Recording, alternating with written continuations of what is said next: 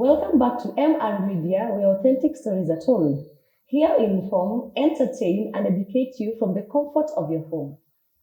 With us today is one of the most celebrated women in Africa, Donna Onguti. Kindly welcome, Donna. Thank you so much. My name is Donna Onguti. I'm a counseling psychologist. I'm a physiotherapist. I'm a mental health advocate. I advocate for happy homes. I'm the founder of Donate Diapers, Save Lives, and I'm a mother of 3 boys. Beautiful. Thank you. All right. Yeah. Thank you so much, Donna. And thank you for honoring this invite today. Much welcome. All right. So without further ado, maybe we just go straight to whatever we wanted to discuss today. Yeah. From your bio, we've heard that you are so many titles in one. That is, you are a beautiful mom to 3 handsome boys. Yes. You are a mental health champion. Yeah. You are a psychotherapist, and you're also a counseling psychologist. Yeah. So maybe if you can just give us a small debrief, or rather a brief of how you started all this journey. Was it something that you went through, or it's one of your educational background that you just decided to take? Okay. Yeah. As I was growing, I knew I'll be somebody who would be helping people, and I knew I'll work in the hospital. I remember myself telling the vet who had come home that you will be treating animals, but myself, I'll treat human beings. So me being a physiotherapist, something that I looked up to. Yeah. Now, at some point in life, I experienced some adverse. I had adverse experiences. And then at some point, I was very low in life. We say I hit a rock bottom. And at some point, I was helped by a therapist. And then I'm like, I can imagine how many people are stuck with their problems, with their issues, and they don't get help. And here is the lady who has helped me this far. I could wish to be like her. That's when I started my journey of being a psychotherapist. All right. Yeah. Okay. So maybe how old were you when you started this journey, or when you decided now to look for say a psychotherapist to take you through whatever you had underwent at that point? I was at 30 years. Yeah. All right. Yeah, it's recently. It's not long time ago, like 3 years ago. Yeah, I was married, blessed with 3 children. But at some point, that marriage became somewhere you cannot believe you can stay. And I think I denied a lot. I could not imagine I should get out of that marriage. But the way it was so noxious, it was so painful. And you can imagine the culture thing. Marriage should work, and it's the work of a woman. So I think I really worked so hard until I felt I'm so drained, right? Now, I think at that point, my mental health was at stake. I was even suicidal. But the fact that I could see my children, I'm like, hey, where am I going to leave these children? And at the back of my mind, I know I'm having these suicidal thoughts, but it's not the right thing to have. You get? Now I'm like, I need help. Right? True. Now that's when I started my journey of healing. Yeah. Thank you so much for maybe opening up about your marriage and maybe how it started. Maybe how long were you married until things started going south, and now you decided now like enough is enough, despite of the society saying whatever they're going to say. But I'm at a point in life where I need maybe to think about myself first. Yeah. I was married for 8 years. Okay. Yeah. But I can say, even during my when I was dating, when marriage was very young, I can say I could see the red flags. But somehow we were taught in a way, we were programmed in a way, we see those red flags like roses, red roses. Yeah, sure. So later, when things went so bad, it was there was financial abuse, emotional abuse, physical abuse. I'm like, what's this? Where am I? This is what people call marriage, right? Yeah. Now, you've mentioned something that I'm very much interested about, the emotional abuse. Yeah, this is something that somebody might be undergoing the same that you went through, and they might not really understand what emotional abuse is until you can just give something about it. Maybe you just shed light of what really is emotional abuse, if we say. It's quite wide, but maybe I'll give an example so that you get to pick what emotional abuse is. Yeah. It's when you feel like somebody has wronged you, you raise that concern, but in the process, it is twisted in a way you feel that it's wrong, you raise that concern, and you are wrong, and you deserve what's happening to you. Okay. For example, if you're trying to find out where somebody you had rumors somebody was somewhere, and then you're finding out. You're asking that person, "Are you from that place?" Yeah. And then this person is like, "Who told you that? Is that what you keep on talking about me with your friends?" Now the story changes. It's not about where you were. It's about me talking, gossiping and you, asking, and it changes completely. Now the theme of the story is you getting back me. to You get now you exactly. feel like, am I crazy? Sometimes they call it gaslighting. And at a point you're like, Sometimes somebody can tell you did what you didn't do. You're like, did I do it without me knowing? Can we say that this person is trying to manipulate you in a way? Yeah, like you think maybe you're crazy. Sometimes you do things or you think of things that didn't really happen. True. But in the real sense, they happen. They happen, and they're trying to maybe play a reverse psychology that on you. Okay. Yeah, it can be draining. So can it take a period of time before somebody realizing? How did you now realize that I'm being abused and I'm not really understanding, or maybe I'm not getting what is going on? Because here is a setup, not even in a marriage setup, even in just a friendship or even a colleague, something can be going on, but you're not understanding because they are manipulating the whole situation, making you feel like you are the abuser here, and at the real sense, you are the receiving end. So how can you notice like this person is now abusing me emotionally? I can say these things we really get to know they're happening. Yeah. At some points, because of the self-worth that we've given ourselves, you tend to justify and maybe feel like you deserve such treatment. But from the word go, you feel like this is not good. Yeah. At some point, you can even question the person, what if I do that to you? Like you're trying to make person be able to empathize, to be in my shoe. So it's something that we experience and feel as we are growing in that relationship. But at some point, because of our self-worth, denial, and the expectation of the society, like if you saw your mom experiencing that and she was in that marriage, you don't know any better. So but deep down your soul, you feel that this is not the right thing to do. I'm not living. So probably after you coming out of your marriage and now starting all over again, was it a very hard thing to do, or it was just now I've already understood my self-worth, I've already understood what I want, so whatever comes in my life, I'll take it as it comes? Or was it very hard for you now to agree, like, I'm now moving out, people will talk, my family will bring stories? So how did you cope after moving from your relationship? Before I moved out of my relationship, I was in a point that if I'm not getting out, I'm dying. Yeah. Right? So I have to take this path. But I can say it's not an easy path to walk in, especially those first days. Because in the first place, it was not love. It was attachment. It was an addiction. Right? Like cocaine. It was an addiction. Now getting out of it, you will have the withdrawal symptoms. You will have relapses. You feel like going back.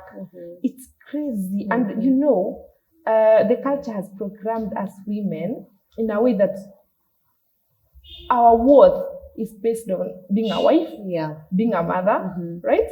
Now, here the being a wife is going. It's something you were clinging on and it was giving you the identity. Now it is going. It's like now somebody's pulling a carpet under your feet, right? It's not an easy journey, but I can say it's the best thing that ever happened in my life. How did you maybe get your psychosocial support in terms of social support, and where can somebody maybe undergoing the same situation right now can run to in case he's through this situation? What I can say, every person's story is different, and every person's situation is different, right? What I could wish my viewers to take seriously. Expression is the opposite of depression. If you get that power to express yourself to whoever, I don't know, wherever you will feel safe, when you start expressing yourself, the chains of prison break. Yes. Kindly just repeat that point again for our viewers just to hear. Expression is the opposite of depression. Expression is the opposite of depression. Very powerful. And most of the time we are not able to express ourselves because of shame and guilt that was built in us when we were growing. So if you deal with that shame and guilt, now you start expressing yourself, whoever will be your safe space, right? Sometimes your parents cannot be the safe space. Wanakwambia, just go back, right? You are shaming us. They are your parents and we respect that. Very true. But you will have to build a new family that will understand you. Now, now that we're in the topic of children, I've seen that you're an advocate of happy homes. How best would you maybe advise a parent out there, or rather a guardian who has maybe kids? We really tend to say like kids don't really understand what's going on, or they don't really see, but the real sense is when they grow up, those pictures they saw during their very tender age, they'll continue to maybe torture them psychologically if they are really not dealt with. Especially the kids who are brought up in maybe an environment that was abusive in terms of violence and all that. You being an advocate of happy homes, how best can you advise us, or rather can you give us a way to follow? A way to follow is first, you come first. You start your healing journey. There's no way you can support another person when you are not healed. If you are broken, you cannot support. And the fact that, for example, in my case, my marriage, when I separated, I'm with my children. They have questions. At some point, they experienced their father, right? And their father was a good father to them because children experience their parents differently. And the fact that it didn't go well with me, it doesn't mean the children don't need their father. So it's quite a journey. So the children should know this is happening. For example, my children had to know, me and your dad, we are no longer happy most of the time. Now we are departing. At that point, by the way, there's this single parent somewhere who feels like now cutting the ties with the other partner. This parent is trying to protect their kids and making them be more safe. Is it that they are making it more tough for this child, or how can you advise? Because I've heard you say that this person may not be a good partner, but they can be a good parent to their children because the kids experience their parents differently. So how best can you say, maybe as a single parent, how can I go about this situation? I've separated with my partner, but I feel like this partner is not really entitled for my kids, or my kids are not really safe with this person. Yes. Okay. That's quite broad. The only time I think I can cut off a partner from experiencing his children, it's when he's harmful. Your children are in danger, right? But if there's no harm, I don't see the reasons why I should cut off my children from their parents. Okay. Because you're not doing any good to your children. You are tormenting them. You are affecting them. At the same time, what are you teaching your children? Yeah. Right? The fact that you've separated doesn't mean you become enemies. Right? Yeah. So what are you modeling for your children? Right? Yeah. But this one, you are able to do it if you deal with yourself. You deal with your anger, bitterness, resentment, and you get to know your children. You are not the children. They're not. How can I put it? You are not an extension of your children. They're entities. They're individuals. They have their own life and their own experiences. Right? Sure. Now that different, you are an individual. They're individual. Let them be. Let them experience their father unless they're in danger. That one has made everything easy. Sure. Yeah. Very, very true. So back to our question about this is a child that was brought up in a very very dangerous, or rather very violent environment, and this child has grown up with that those pictures in his mind. How best can you now help this person? This person is now maybe an elder, or rather they have already married, and since these traumas were not really dealt with at that tender age, you find this person maybe doing some few things the partner doesn't really understand, but at the end of the day, there's something that this person was brought up with because of those issues that were never dealt with. Yeah. Wow. Allow me to say this. All right. The fact that I found myself in an abusive relationship, it doesn't mean that I was an angel and he was a devil. We were two broken beings. All right. It's like a hand and a glove. Yeah. Right? So that meant that my childhood, during my childhood, there's some things that really happened and they traumatized me and they broke me, and I didn't deal with them before engaging in a relationship. Right? Such awareness, we don't have them at the right place, at the right time, I mean. But I can say, ile time nilipata that awareness, I thank God for it. But somebody who is not married yet, and you're planning to, just deal with your past, deal with your adverse childhood experiences. It is very rare to find a 100% functional family. Very rare. So every person has something to deal with. So before entering into a relationship, deal with that. Deal with that by going for therapy. And reading books and speaking about it. I believe you're going to, if you're comfortable, you can just maybe share. Is there something that you underwent while you were still a child that maybe had made you, or rather you came up with and didn't realize it earlier on until when life started happening and marriage and life, now that you sat down and said, oh, it is because of this I have landed myself in this, or rather it is because I didn't deal with this and now these are the repercussions, or maybe these are now the outcome of whatever was never dealt with me in my tender age. Now, I would say I'm not intending to change my parents. They did the best they knew at that time. And the bottom line was love. They loved me. By the way, my parents loved me a lot. Nice. But they're also victims. Whatever they passed to us, it was passed to them. Right? So me, when I was growing, I grew up in a family where I could see my mom being beaten.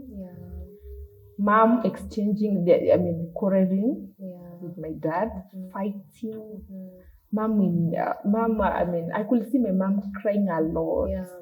And at some point, it used to affect me a lot. I felt obligated to make my mom happy. So I could try my best to be that good girl, just to bring that relief in the family, right?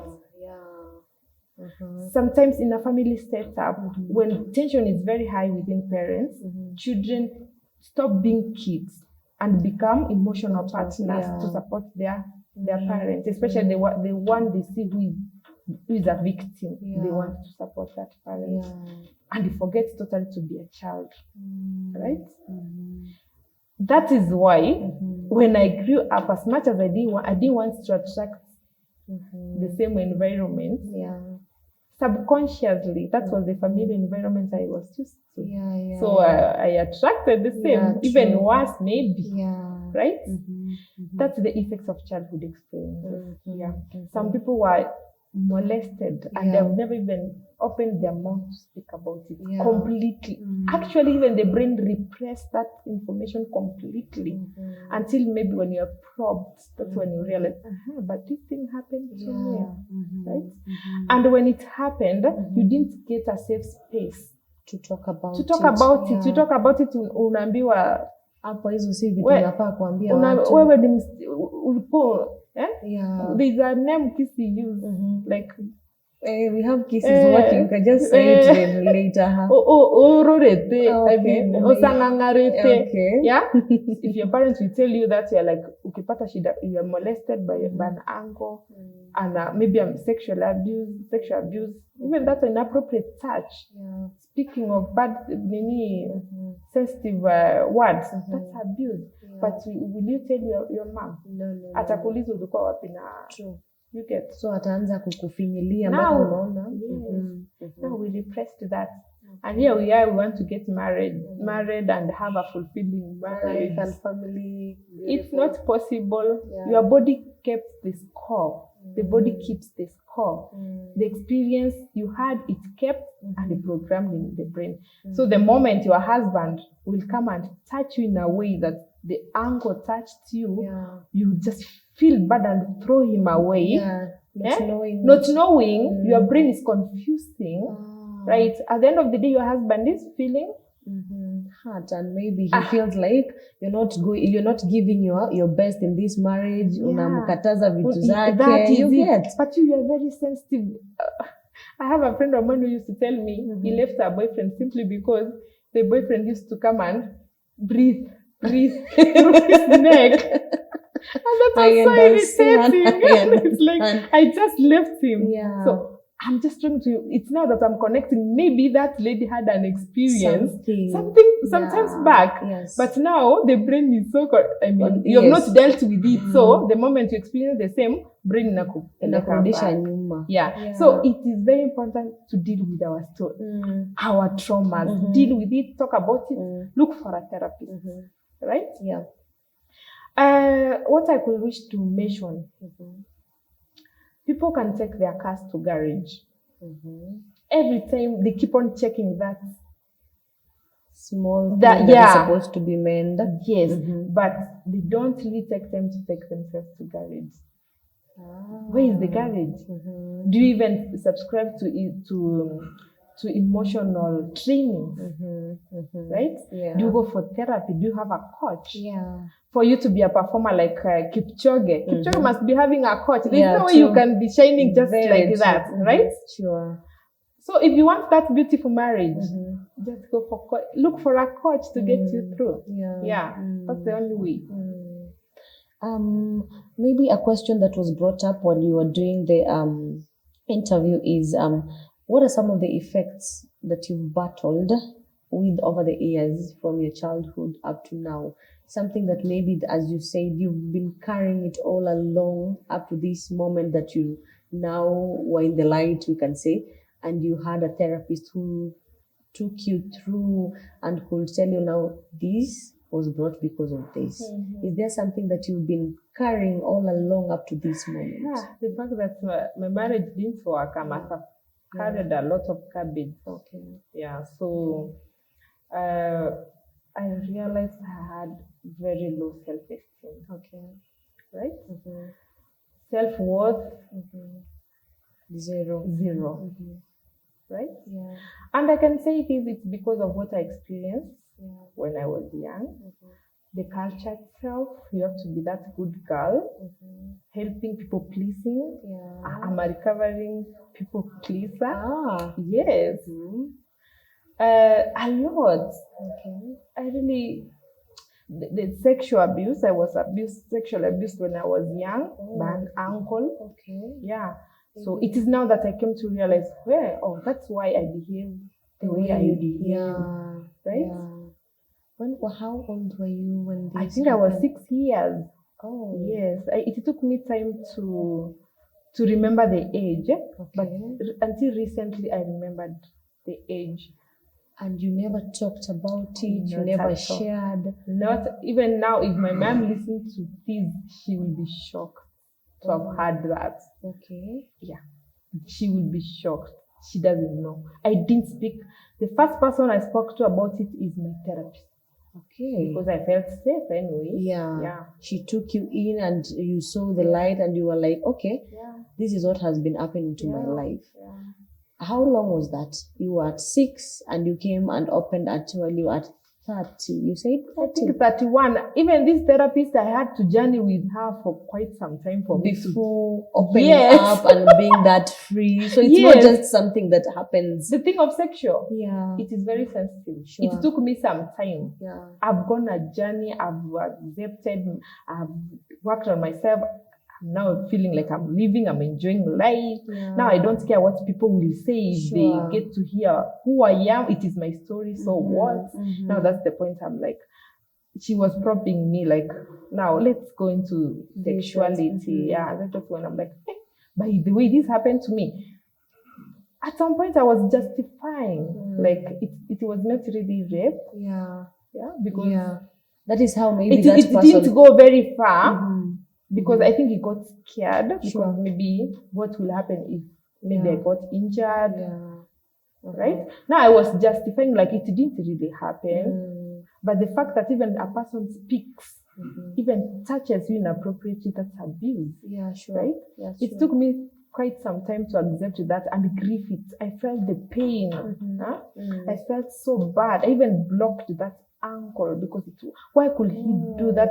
I mean, I was a child who needed protection, love and affection. Why could he do that to me? Sure. Right? Sure. No, I had to cry it out.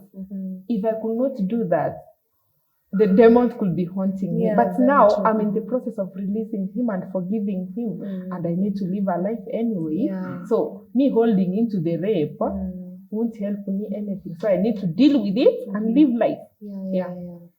So Donna, you've been very brave and very bold, and we thank you for that. And we thank your therapist who has been taking you through and making you to be the person that you're growing into.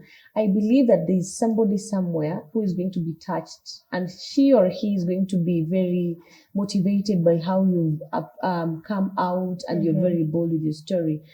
Just to maybe to take you back a little bit, you maybe are violated at a very tender age of 6 years, and it took you like 30 more years to be able to open up. This is a place where you called home. This is a place where maybe after school you used to go back to. This is somebody who you used to see, and you've been seeing this person up to this very moment. How did you now cope again with now the place you used to call safe and home and everything is now turning out to be somewhere you feel like you're not even safe anymore? The person you maybe would have opened like to as a dad or rather an uncle is turning out to be a different person. And now you have to be with these people again.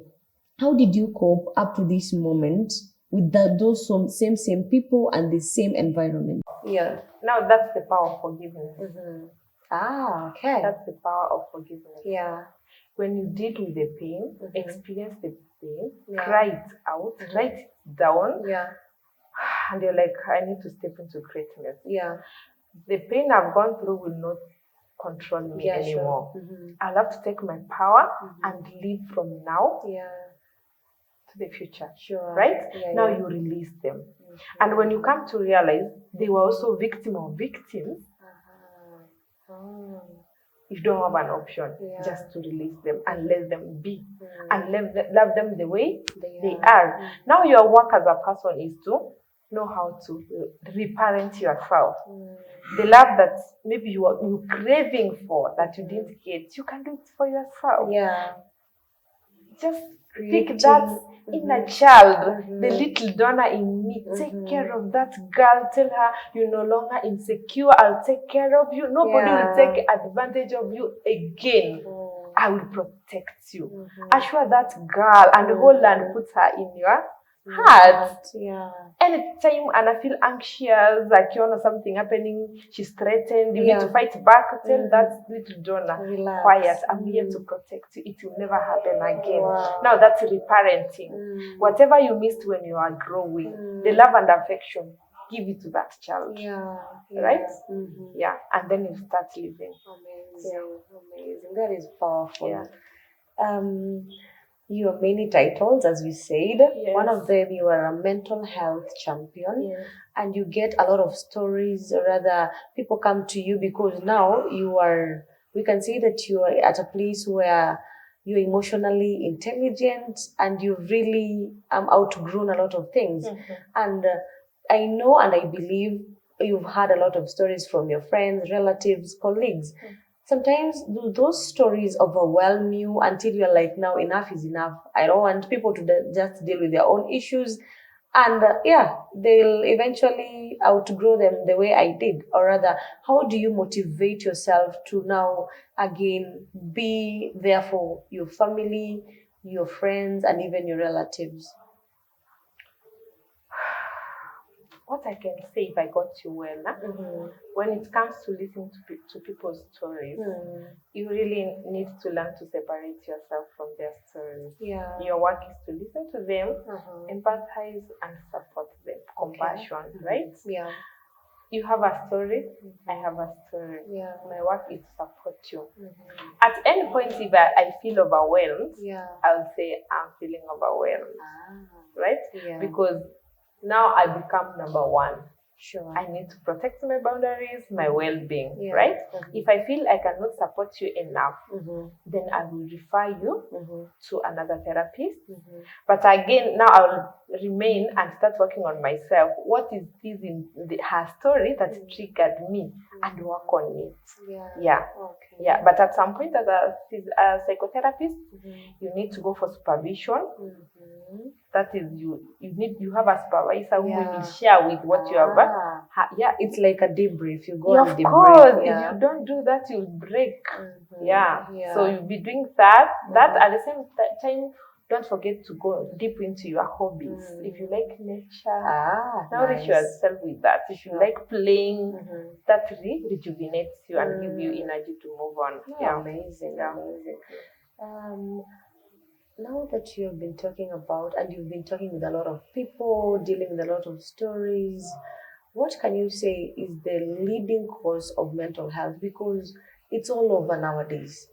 Even if nowadays, there's a time maybe it was like, I can say it was a myth, because people thought like mental health doesn't really affect the working class, or maybe people who are well dressed, and but now we hear a lot of stories even in the news, like a doctor, somebody who was well built, financially stable, has committed suicide. And watering down, you come and notice that it was about depression and everything of the sort. So from your end, from whatever you've been hearing and everything, what can you say is the leading cause of these rampant cases of mental health issues? Okay. There's a soap I saw somewhere. I don't like watching soaps, but it just crossed my eyes. So saying even the rich cry. I've heard about it. So the most common causes of this mental health issue, one is genetic. Genetic makeup can predispose you. But I want my viewers to listen to me very well. Your genetic can predispose you if you land in an environment that supports that genetic abnormality. Are you getting me? So somehow, if I'm predisposed for depression and I land in a space where it does not trigger me, I don't experience adversities. If I experience adversities, I have a space where I can express. We say that expression is the opposite of depression. Actually, it's not the trauma. It's not it's not about what happened to you. It's about, did you get a place to process? Okay. Yeah. So if you lack that, then you are yes.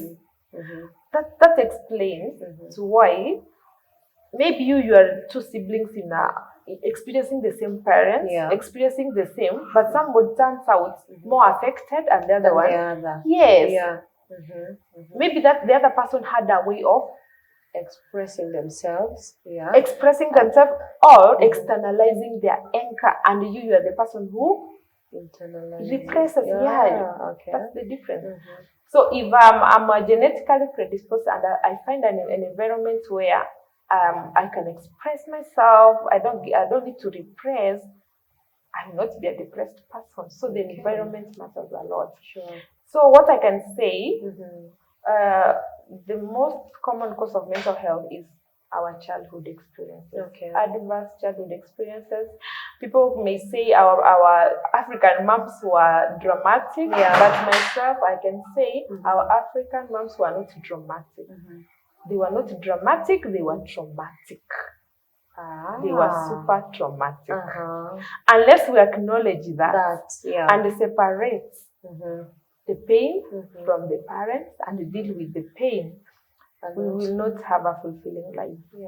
I can make money, I can achieve, but inside me, I feel like I'm not living. I'm not myself. I believe we've tackled a lot about mental health and everything. Just back to you as a person and as an individual and as a parent. Maybe you can share with us, do you see yourself maybe getting married again, or maybe what is your plan? What are your future plans as Donna? I'm open to life. Okay.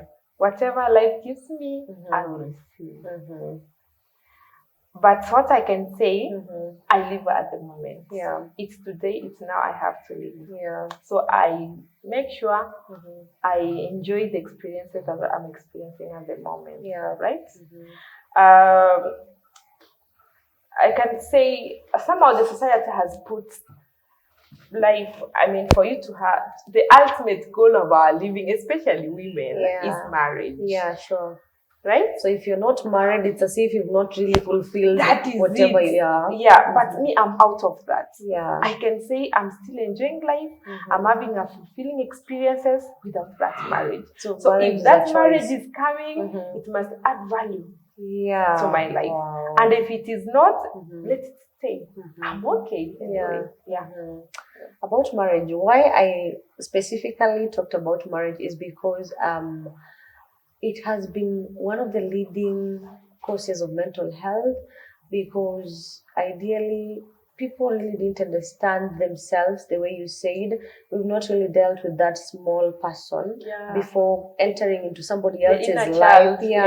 And actually you find somebody who was in an abusive marriage, it's because maybe they are bleeding on the wrong people. This is someone who really didn't heal, who really didn't deal with themselves. Now, these red flags, or maybe how best can you advise a person, or rather a partner who was just separated and they feel like they can go back because they feel they can do something about their partner again. They can reconcile, which is okay. Do you feel getting back together with this person, how best can you advise? I am out because now I've understood myself, but my partner is still there, but I would wish again to make things up. How best can I go about this situation? Again, I will go back to the culture thing. Somehow we were programmed in a way we think we can control and change people. And it is not like that. You cannot control, you cannot change somebody. Right? So what you can focus on is yourself. Work on yourself. you going back, it's a decision that you'll make, and you'll have to ask yourself, why do I feel I should go back? Is it out of fear? Is it out of the reasons? What's the motivator that is making you feel like you should go back? Is it because of the addiction? Now you are craving the drug of cocaine. Sure. So you need to ask yourself, because the moment you become aware of who you are, you have dealt with yourself, and this other person did not do anything about him or herself, the chances are you will not still enjoy the life. You will not have a fulfilling relationship. In a scenario where both of you separated and you started working on yourselves, your inner separately. Separately, you can urinate on another level. And it can work. Now that is we can say that we are in a healing level. In a healing level. Try to now you are meeting two whole people, but in most cases that's not the case. You find you are growing and the other person is just there. Playing victim. You have taken responsibility of your own actions. You have accepted the fact that I was in an abusive marriage. Somehow I have contributed to that abuse. Now what is this in me that really made me you start dealing with that, and the other person is still playing victim. It's impossible. It's impossible. The last question, and as we wind up, is this poster really caught a lot of couples, or rather people who separated, and maybe they are undergoing the same or had relationship issues. So the last question that I was told not to miss was why do victims of violence don't leave? Unapata ile cliche, or maybe wanasemanga, mbona hukutoka wewe? Sisi vitu mbona utoki? Because they expect if something goes amiss or something goes wrong, you really need to move immediately. But you find this victim is still there. If it was intimate partner violence whereby physical was involved, then this person hajatoka venye watu wana expect, the society that you're talking about. So you find this person ako hapo, years come, go, ako tu hapo, mtu anarudi anakuambia, basi nilikwambia utoke, kwa nini hautoki? So the big question is, why do victims don't go as much as they are undergoing something, but they feel like, I'm still here. I still can do something about this whole situation. Let me tell you, in a place where we have a perpetrator and a victim, at some point they're having a good time. Okay. Yes. Yeah. I mean, when you are in an abusive relationship, it means you guys are broken. Yeah. So at times it's you're broken, again you are addicted. It's called codependency, right? So at times you being together, you become so high. Like you call cocaine, you become so high and you feel so good. Like you guys, it's a small heaven on earth, right? Yeah. And at some point, if I'm not feeding you like cocaine, like ukikosa cocaine, you will have low moments. So those low moments, those are the things that you see and you're like, mbona hatoki? But kwa akili yake, kuna the rewardings. The rewardings anapata kwa brain. So the brain is programmed in a way, as much as there's pain, inajua the next thing, it's high. So they're not even balanced. Wanacheza huko chini na huko juu, right? Ujaiona mtu wanakosana na bwana yake kama bibi yake, and then the next minute anamnunulia gari, flowers. You see, so the brain is addicted to that. Hata saa zile ukinichapa ukinituza, I know the next minute that high is going to come. So we are addicted. So unless you become aware that this is an addiction, and when your brain is ikitaka sasa, you are like you capture your brain, you tell it now you are craving for that thing. This is an addiction. Sometimes it's very hard for a victim to. At the same time, he's playing victim. He's feeding on that. You know, me coming to telling you, mimi nachapwa na bwana yangu, listening to me. I'm feeding on that. I'm holding on that. It's holding me. So nikiacha, nitashikilia nini? Nitaenda kulilia watu nini? Are you getting? So sometimes even playing victim is something that's so fulfilling to people. So that's why you see them suffering. You're like, hey, bado wako tu. She's very comfortable. Yeah, but the ultimate outcome is this danger there of breaking your children.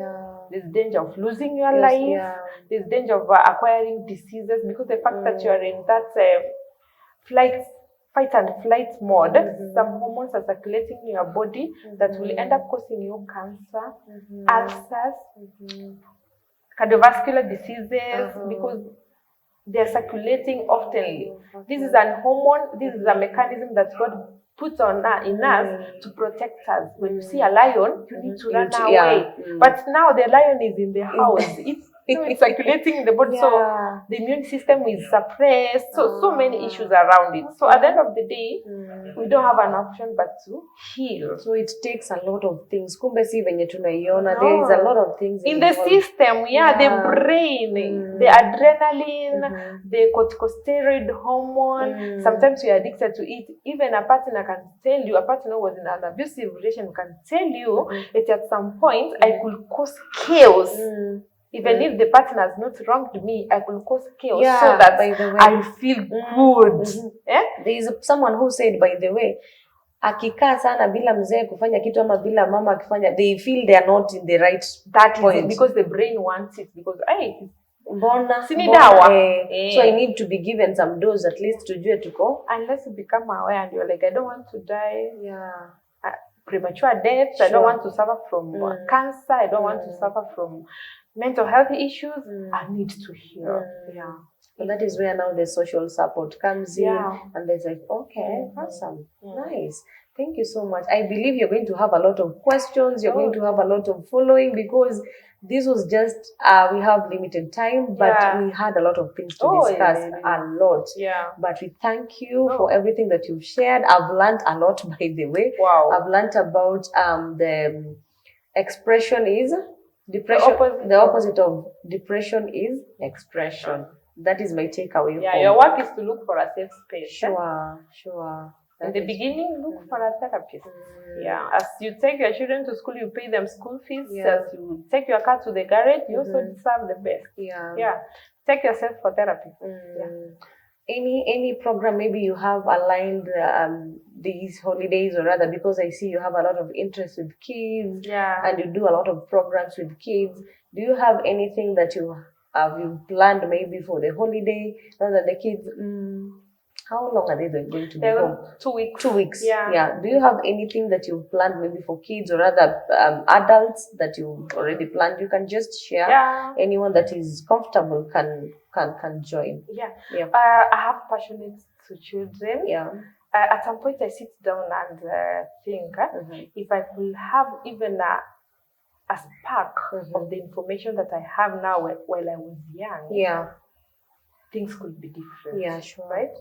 So I thought it's wise just to target children first. I'm having a program of 2 days where we're going to take children through self-awareness, self-worth, and things to do with peer pressure. Basically about awareness, so that they get to know how to deal with conflict, life challenges, social media issues. Social media issues, so that we want to cultivate this awareness from the younger age. We are going to do that in the second weekend. So, the children are coming home, they stay with their parents the first weekend. So the following weekend, that's when we do with the seminar with the children, and then they will go back. They will give feedback to their parents. Maybe mind sharing the dates of the program and maybe the venue. That's nice. It will happen 28th, 29th, and 30th, and it will happen at Nyanchwa Adventist School. That is in Kisii. That's in Kisii. Awesome. You can also share your social media handles, maybe just in case somebody wants to talk to you one-on-one, maybe he or she wants to undergo therapy, something of the sort, how they can just reach you out. I just have a Facebook account. You can look for me, Donna Omoti. I also have Wellness for Life with Donna. So if you look for me through those platform, you will maybe go to Messenger and do me a message. And we support each other. All right. Yeah. Thank you so much, You're Donna. It welcome. was a pleasure meeting Me you. too. And we thank you. We thank you for the person you've become. Yeah. And you're going to emulate your story Thank so you. well. Thank you so much. Wow. God bless you. Thank you.